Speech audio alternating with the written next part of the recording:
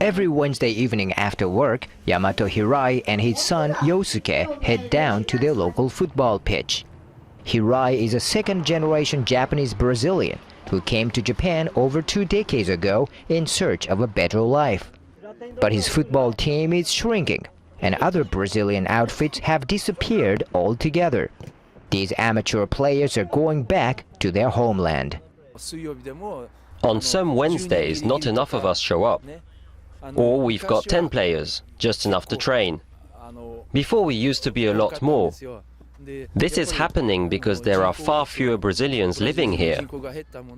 In a country not known for its immigrants, Brazilians have stood out as a distinct group in Japan, with more than 300,000 living here by the mid-2000s.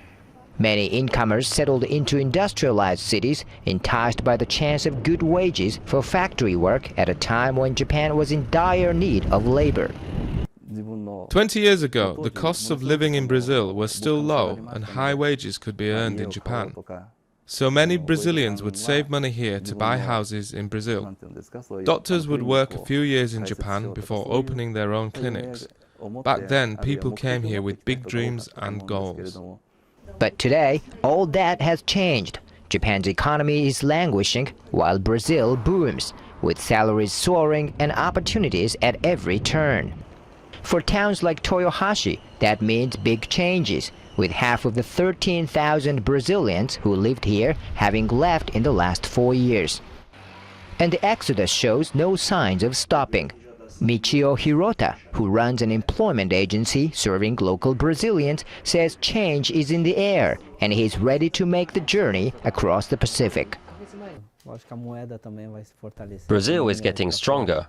Its economy is growing, and there are jobs and business opportunities. That's why I plan to go back and try my luck back in my own country, because Brazil is a country of the future. With their eyes fixed on the goal of economic success back home, these footballers are increasingly finding they're playing for the wrong team.